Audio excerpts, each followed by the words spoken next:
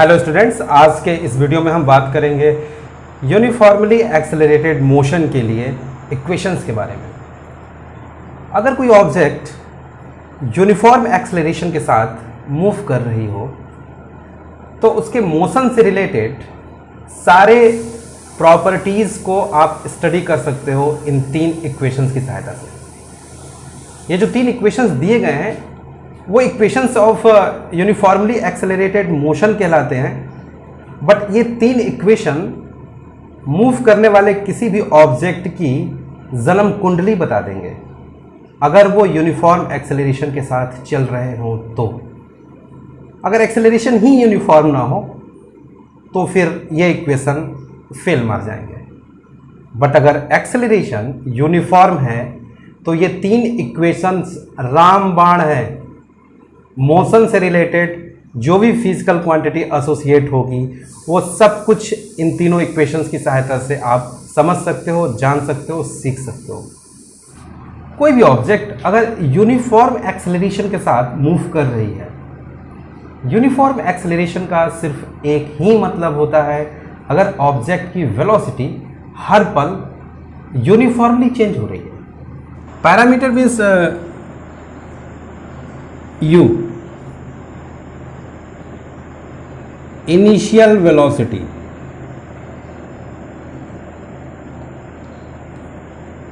Initial velocity means जिस किसी velocity से ऑब्जेक्ट अपना मोशन स्टार्ट करती है, v,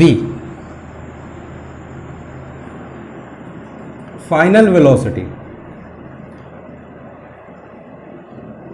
final velocity means object ने जब अपना मोशन एंड किया तो उस एंडिंग पॉइंट पर उसके पास क्या इंस्टेंटेनियस वेलोसिटी थी, that is called final velocity.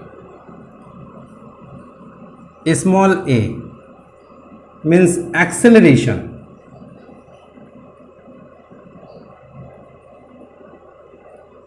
Object uniformly accelerate अगर कर रही है तो उस एक्सेलरेशन की वैल्यू क्या है, यानी कि हर सेकेंड वेलोसिटी कितनी चेंज हो जा रही है। That change in velocity is called acceleration. And if this acceleration is uniform then only we are studying three equations of motion today. And t, t means होता है टाइम। जितनी देर तक object अपना मोशन कंटिन्यू कर रही है under acceleration. And finally x, x means होता है displacement covered by the moving body. ये जो पांच पैरामीटर्स हैं, इन पांच पैरामीटर्स में से किन्हीं भी चार चार पैरामीटर्स को लेकर के आप मोशन के तीन इक्वेशंस को लिखते हो और उस इक्वेशन में किन्हीं भी तीन पैरामीटर्स की वैल्यूज़ को मालूम होने पर आप चौथी वैल्यूज़ को मालूम कर सकते हो। स्टूडेंट्स, मोशन के इक्वेशंस को हम लोग प्रूफ करेंगे एक नए तरीके से, कैलकुलस के तरीके से। कैलकुलस शब्द सुन करके घबरा बहुत रहे होंगे आप लोग, बट इस कैलकुलस के साथ अब जीना सीख लीजिए। कैलकुलस हम लोगों की ज़िंदगी का पार्ट है और इसी पार्ट के साथ अब आपको जीना पड़ेगा। कैलकुलस समझना बेहद ही आसान है। कैलकुलस समझ लीजिए, न्यूमेरिकल सॉल्व करने में भी आपको सुविधा होगी। तो चलिए फर्स्ट इक्वेशन ऑफ मोशन लेते हैं, v is equal to u plus a t, और इसको कैलकुलस के जरिए डिराइव करने की कोशिश करते हैं। तो कैलकुलस के जरिए इसको डिराइव करना बहुत ही आसान है, बशर्ते कि आप ये समझ लें कि ये इक्वेशन है क्या। इक्वेशन का एक ही मतलब है कि अगर कोई ऑब्जेक्ट इनिशियल वेलोसिटी u से अपना मोशन स्टार्ट कर रही हो, ऑब्जेक्ट ने अगर t समय तक मूव किया हो, t समय तक मूव किया हो, और ऑब्जेक्ट में जो एक्सेलरेशन है, एक्सेलरेशन मीन्स हर पल जो वेलोसिटी चेंज हो रही है, दैट चेंज इन वेलोसिटी अगर a है, हर एक सेकेंड में जो वेलोसिटी बदल रही है वो अगर a है, तो t समय तक मूव करने के बाद ऑब्जेक्ट की फाइनल वेलोसिटी कितनी हो जाएगी, ये फाइनल वेलोसिटी ही मालूम करना है आपको। तो एक सिंपल सी बात है कि फाइनल वेलोसिटी अगर आपको मालूम करनी है और आपको इनिशियल वेलोसिटी पता है, किस वेलोसिटी से मोशन स्टार्ट हुआ है वो पता है u, तो अगर आप इनिशियल वेलोसिटी में वेलोसिटी कितनी चेंज हुई, टोटल वेलोसिटी कितनी चेंज हुई, t समय तक अगर ऑब्जेक्ट मूव कर रहा है तो टोटल वेलोसिटी कितनी चेंज हुई, अगर आप उसको ऐड कर दें, initial velocity plus change in velocity, change in velocity, total velocity कितनी बदली, अगर आप उसे ऐड कर दें तो आपको फाइनली वेलोसिटी क्या हो गई ये मालूम चल जाएगी। समझने की कोशिश करिए। इनिशियली वेलोसिटी क्या थी, में आप ऐड कर दीजिए कि वेलोसिटी अगर ऑब्जेक्ट ने t समय तक मूव किया है तो उस t समय में वेलोसिटी बदली कितनी है total. That total change in velocity if added into the initial velocity then you will get what is final velocity v। यानी कि इनिशियल वेलोसिटी तो गिवन है, शुरुआत में क्या वेलोसिटी है वो आपको मालूम है u। Total change in velocity अगर मालूम चल जाए तो आप फाइनल वेलोसिटी मालूम कर सकते हो। और अगर टोटल चेंज इन वेलोसिटी आपको मालूम करना है तो कैलकुलस ये कहता है कि सबसे पहले very small change in velocity मालूम करिए। कैलकुलस का ये नजरिया है कि सबसे पहले very small change in velocity मालूम करिए और उस very small change in velocity को इंटीग्रेट करके आप टोटल चेंज इन वेलोसिटी मालूम कर सकते हैं। अब तक ये बात बिल्कुल क्लियर हो चुकी है कि फाइनल वेलोसिटी अगर आपको मालूम करनी है और इनिशियल वेलोसिटी अगर आपके पास पता है तो आप अगर चेंज इन वेलोसिटी टोटली कितनी हो रही है ये मालूम हो जाए तो टोटल चेंज इन वेलोसिटी को अगर इनिशियल वेलोसिटी में ऐड कर देंगे तो आपको फाइनल वेलोसिटी मालूम चल जाएगी। और टोटल चेंज इन वेलोसिटी मालूम करने के लिए आपको पहले स्मॉल चेंज इन वेलोसिटी मालूम करना पड़ेगा। तो स्मॉल चेंज इन वेलोसिटी मालूम करना बेहद आसान है। आप सिर्फ acceleration is equal to small change in velocity dv upon dt note कर लीजिए, जहां dv very small change in velocity है। तो यहां से very small change in velocity dv आपके पास आ जाएगी a इंटू dt। और जैसे ही very small change in velocity आपके पास है और आपको टोटल चेंज इन वेलोसिटी मालूम करना है तो अब आप इंटीग्रेशन का सहारा लोगे। 100 की एक बात ये कि अगर किसी भी फिजिकल क्वांटिटी की स्मॉल वैल्यू आपको पता है और आपको उस फिजिकल क्वांटिटी की बड़ी वैल्यू मालूम करना है तो आप उस छोटी क्वांटिटी को इंटीग्रेट करोगे, स्मॉल मिलाते जाओ और बिग बनाते जाओ, लार्ज बनाते जाओ। तो dv very small change in velocity है, अगर इसको हम लोग इंटीग्रेट करें तो ये इंटीग्रेशन का सिंबल होता है।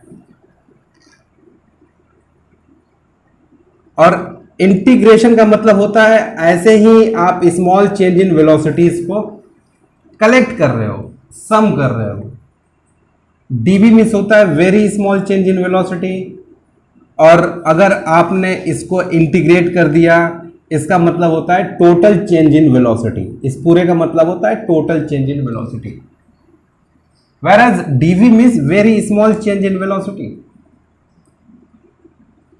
तो very small change in velocity को हम इंटीग्रेट कर रहे हैं। इंटीग्रेशन करने के लिए आपको यह भी बताना पड़ता है कि आप वेलोसिटी कहां से कहां तक बदल रही है, तो टोटल चेंज इन वेलोसिटी मालूम करना चाहते हो। तो नो डाउट हम लोग की वेलोसिटी बदल रही है u से लेकर के v तक। इनिशियली वेलोसिटी u थी एंड फाइनली वेलोसिटी v हो गई। और यहां पर भी हम लोग लिमिट लगाएंगे टाइम के अकॉर्डिंग। हमेशा लिमिट लगाई जाती है वेरिएबल के according. Acceleration is a constant thing, time is the variable thing. आप वेरिएबल के अकॉर्डिंग यहां पर लिमिट लगा लीजिए। टाइम वेरी कर रहा है 0 से लेकर के t तक। और इस पूरे का मतलब समझो, इस पूरे का मतलब ये हुआ कि if velocity changing from u to v then how much total change in velocity. तो पूरी की पूरी वेलोसिटी कितनी बदल रही है? तो no doubt if velocity changing from u to v then the total change in velocity is v minus u। पूरी की पूरी वेलोसिटी v माइनस u बदल रही है। यहाँ पे एक्सेलरेशन आप कॉमन ले सकते हैं क्योंकि एक्सेलरेशन कांस्टेंट है। इंटीग्रेशन करते वक्त में जो फिजिकल क्वांटिटी भी कांस्टेंट होती है उसे आप इंटीग्रेशन सिंबल के बाहर लें। तो अब आपको इंटीग्रेशन करना पड़ेगा केवल dt का 0 से t तक। तो ये आपका बन जाएगा v minus u is equal to a। और इस पूरे का ये मतलब होता है, इस पूरे का, कि if time is changing from 0 to t then how much total change in time. समय अगर 0 से लेकर के t तक चेंज हो रहा है तो टोटल टाइम कितना चेंज हो रहा है? And the answer is t minus 0।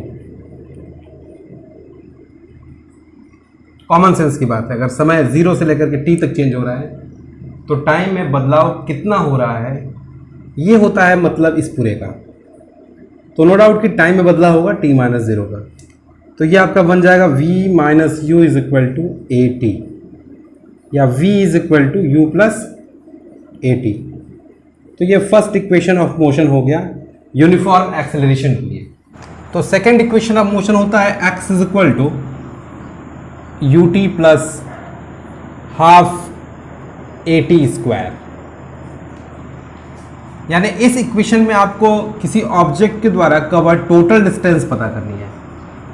x means होता है ऑब्जेक्ट ने पूरी की पूरी डिस्प्लेसमेंट कितनी कवर की है। तो पूरी डिस्प्लेसमेंट मालूम करने के लिए आप सबसे पहले स्मॉल डिस्प्लेसमेंट मालूम करोगे।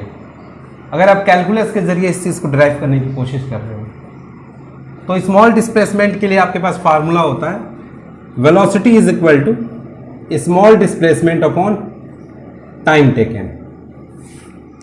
तो यहां से आपको स्मॉल डिस्प्लेसमेंट dx मालूम चल जाएगा। तो स्मॉल डिस्प्लेसमेंट dx आपके पास आ जाएगा v इंटू dt। और जैसे ही आपको किसी फिजिकल क्वांटिटी की स्मॉल वैल्यू मालूम हो जाती है, आप इंटीग्रेशन यूज करते हो पूरी की पूरी फिजिकल क्वांटिटी मालूम करने के लिए। तो dx अगर स्मॉल डिस्प्लेसमेंट है, अगर आप इसको इंटीग्रेट कर दो, और अगर आप इंटीग्रेशन इधर करोगे LHS में तो इंटीग्रेशन आपको RHS का भी करना पड़ेगा। दोनों साइड्स में कोई भी मैथमेटिकल ऑपरेशन होता है। और डिस्प्लेसमेंट कहां से कहां तक चेंज हो रहा है वो आपको लिमिट लगानी पड़ेगी।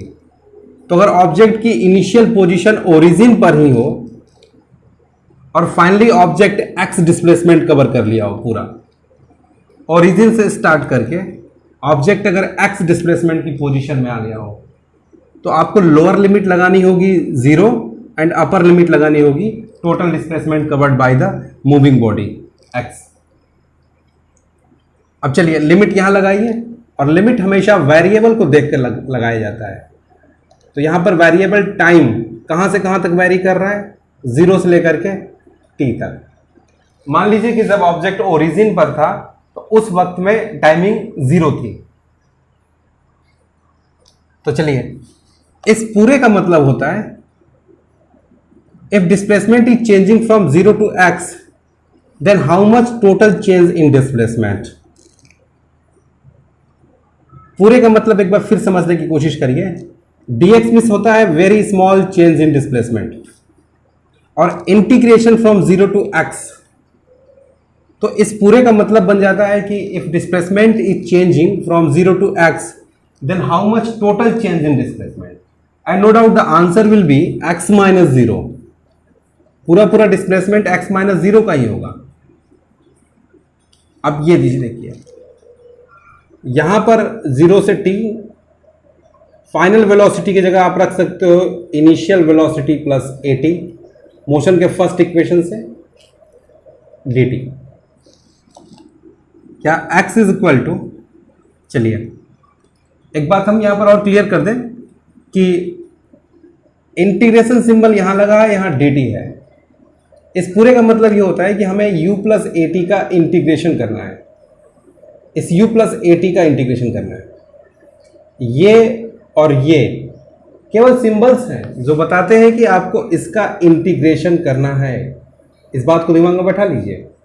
this one and this one is just a symbols which shows you that you have to integrate this much. तो चलिए इंटीग्रेट करिए इस पूरे को। इस पूरे को इंटीग्रेट करने के लिए आप पहले u को इंटीग्रेट करेंगे और फिर आप इंटीग्रेट करेंगे 80 को। u प्लस 80 का इंटीग्रेशन करना था, तो पहले हम u को इंटीग्रेट कर रहे हैं। इंटीग्रेट कर रहे हैं, उसका ये भी सिंबल है और ये भी सिंबल है, और u को कर रहे हैं प्लस इंटीग्रेट कर रहे हैं अब हम 80 को। ये भी सिंबल है, ये भी सिंबल है। लिमिट लगा लीजिए 0 से t तक।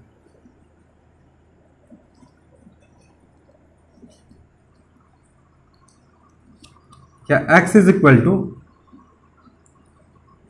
इनिशियल वेलोसिटी कांस्टेंट है, उसे बाहर ले लीजिए 0 से t तक dt प्लस, अब यहां एक चीज समझने की कोशिश करिएगा। ऑब्जेक्ट की वेलोसिटी बदल रही है तो फर्दर आगे बदल रही है, बट इनिशियली जिस किसी वेलोसिटी से उसने मोशन स्टार्ट किया है that initial velocity is a constant थी, और हमेशा कांस्टेंट को हम लोग इंटीग्रेशन सिंबल से बाहर लेते हैं।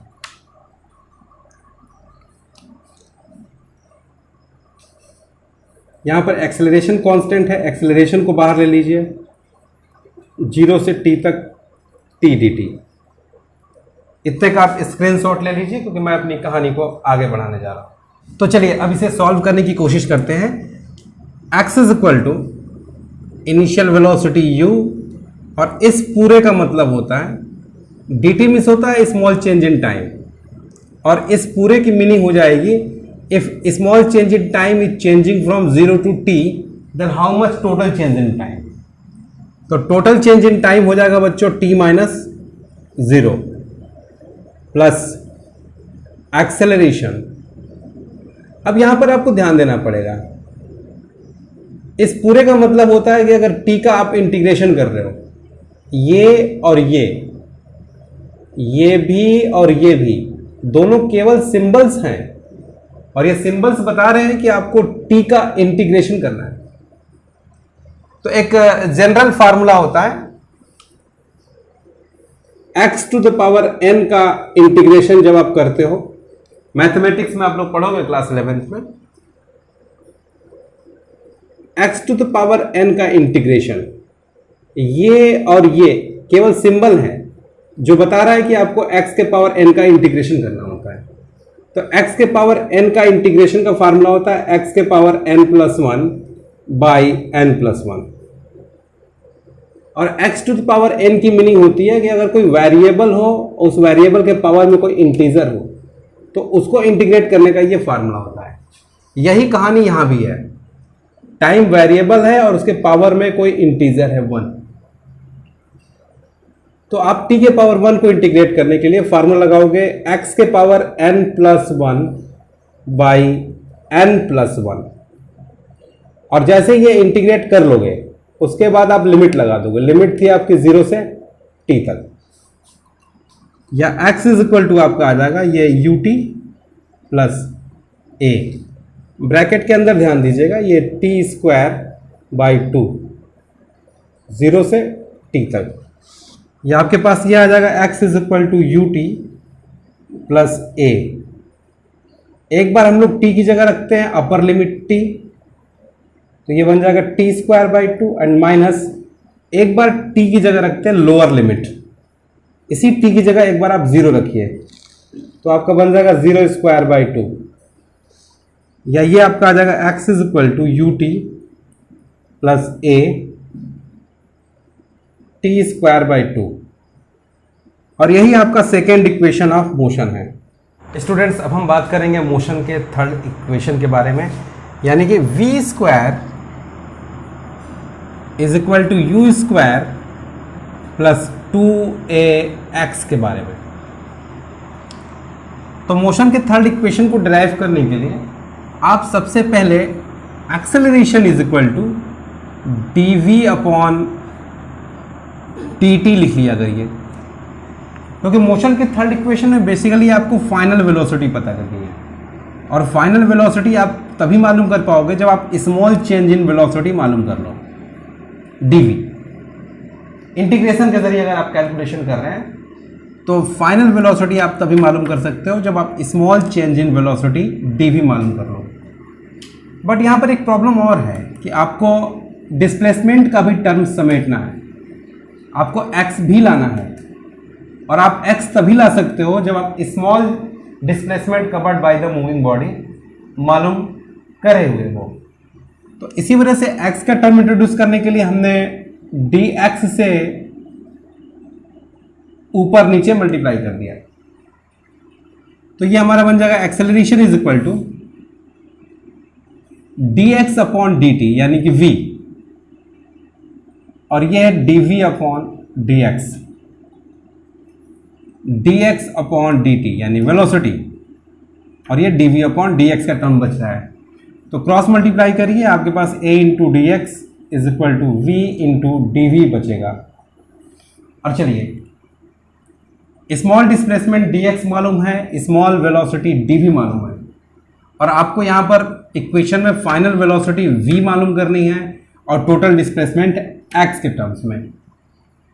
तो चलिए इसके लिए आपको इंटीग्रेशन करना पड़ेगा, आप इंटीग्रेशन कर लीजिए, और इंटीग्रेशन हमेशा वेरिएबल जो टर्म हो उसके रेस्पेक्ट में करते हैं। If displacement is changing from 0 to x and here velocity is changing from u to v, हमेशा हम लोग जो ये लिमिट लगाते हैं यहां वेरिएबल को देख कर लगाते हैं। dv very small change in velocity थी and velocity changing from u to v, इसलिए हमने ये टर्म यूज किया है। तो चलिए अब कैलकुलेशन करिए।